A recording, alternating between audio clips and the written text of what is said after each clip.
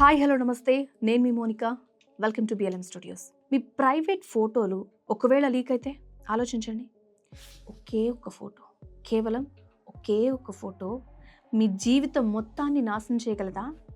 మీ వ్యక్తిగత మూమెంట్స్ అన్నీ నమ్మి మీరు ఒకళ్ళకి పంపిస్తే వాళ్ళు దాన్ని మీ మీద ఒక వెపన్ లాగా వాడితే దీన్నే రివెంజ్ పార్న్ అని అంటారు. కేవలం ఒక ఫోటో లీక్ అవ్వడం మాత్రమే కాదు, ఒక వ్యక్తి సెల్ఫ్ రెస్పెక్ట్, ఆత్మగౌరవాన్ని బజార్న పడేయడం. కానీ ఈ అరాచకానికి చెక్ పెట్టాలని ఒక అసాధారణ మహిళ, సాధారణ కాదు అసాధారణ మహిళ, ఆమె ఒక డామినేటర్స్ అంటే సెక్స్ వర్క్ పరిశ్రమలో ఉన్న ఒక మహిళ. తన ఫోటో లీక్ అయినప్పుడు ఆమె ఏడ్స్తా కూర్చోలేదు, రివర్స్ ఫైట్ చేసింది. ఒక టెక్ కంపెనీనే స్టార్ట్ చేసింది. నేరగాళ్లకు నిద్ర లేకుండా చేస్తుంది ఆమె.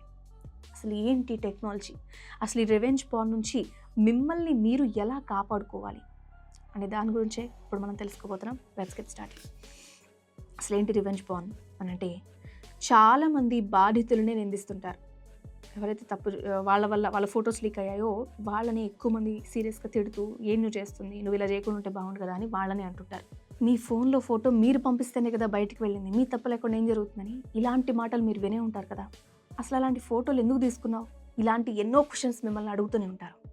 ఒక లాజిక్ గుర్తుంచుకోండి, కన్సెంట్. ఒకళ్ళ యాక్సెప్టెన్సీతో ఫోటో తీసుకోవడం లేదా పంపించడం ఎప్పటికీ క్రైమ్ కాదు. కానీ ఆ వ్యక్తి పర్మిషన్ లేకుండా ఆ ఫోటోని వేరే వాళ్ళకి షేర్ చేయడం, ఏదైనా వెబ్సైట్లో పెట్టడం లేదా బ్లాక్మెయిల్ చేయడం ఖచ్చితంగా అక్షరాల ఇది నేరం. యూకేలో ప్రతి సంవత్సరం 1.42% అక్కడ ఉన్న అందరి జనాభాలో మహిళలు ఇదే ప్రాబ్లం ఫేస్ చేస్తున్నారు. సో ఇండియాలో కూడా మీకు తెలుసు కదా, కేసులు రోజు రోజుకి ఎలా పెరిగిపోతున్నాయో. అయితే ఎవరైతే ఈ ప్రాబ్లం ఫేస్ చేస్తున్నారో సిగ్గుతో ప్రాణాలు తీసుకునే సిచ్యువేషన్ కూడా వస్తుంది. ఇక్కడ మెడలిన్ థామస్ స్టోరీ కూడా ఇక్కడే స్టార్ట్ అవుతుంది. తన క్లయింట్స్ తన ఫోటోల్ని లీక్ చేసినప్పుడు తను భయపడలేదు. ఇమేజ్ ఏంజల్ అనే ఒక సంస్థని స్టార్ట్ చేసింది. అయితే ఆమె వాడే టెక్నాలజీ ఏంటి, దాని పేరేంటి చూద్దాం. ఇన్విజిబుల్ ఫారెన్సిక్ వాటర్ మార్కింగ్ అని తను స్టార్ట్ చేసింది. ఎలా వర్క్ చేసింది అంటే, మీరు ఒక ఫోటోని ఎవరికైనా షేర్ చేసినప్పుడు లేదా అప్లోడ్ చేసినప్పుడు దాన్ని కంటికి కనిపించని ఒక డిజిటల్ కోడ్, మనందరికీ తెలుసు వాటర్ మార్క్ లాంటిది, అది యాడ్ అవుతుంది అనమాట. ఆ ఫోటో కనుక ఎవరైనా సరే మిస్యూజ్ చేసి ఇంటర్నెట్లో ఎక్కడైనా పెడితే ఆ కోడ్ యూజ్ చేసుకొని ఎవరు ఆ పని చేశాడో, ఎక్కడి నుంచి వాడు ఆ పని చేశాడో అనేది నిమిషాల్లో కనిపెట్టచ్చు. ఎలా అనిపించింది తన టెక్నాలజీ?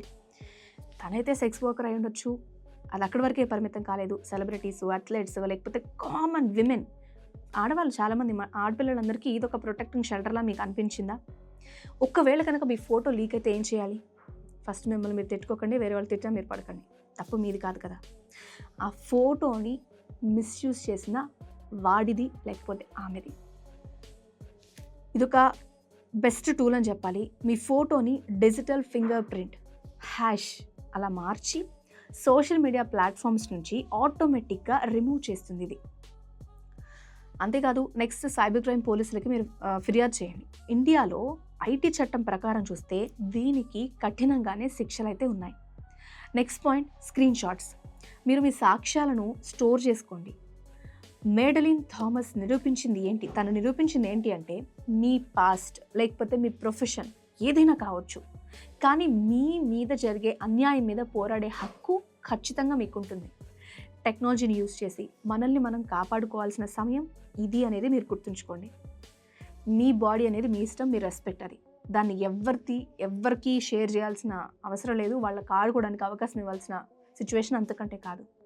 ఈ వీడియోని ప్రతి ఒక్క మహిళకి షేర్ చేయండి. ఆడపిల్లలు ఎవరైనా ఉంటే వాళ్ళకి షేర్ చేయండి.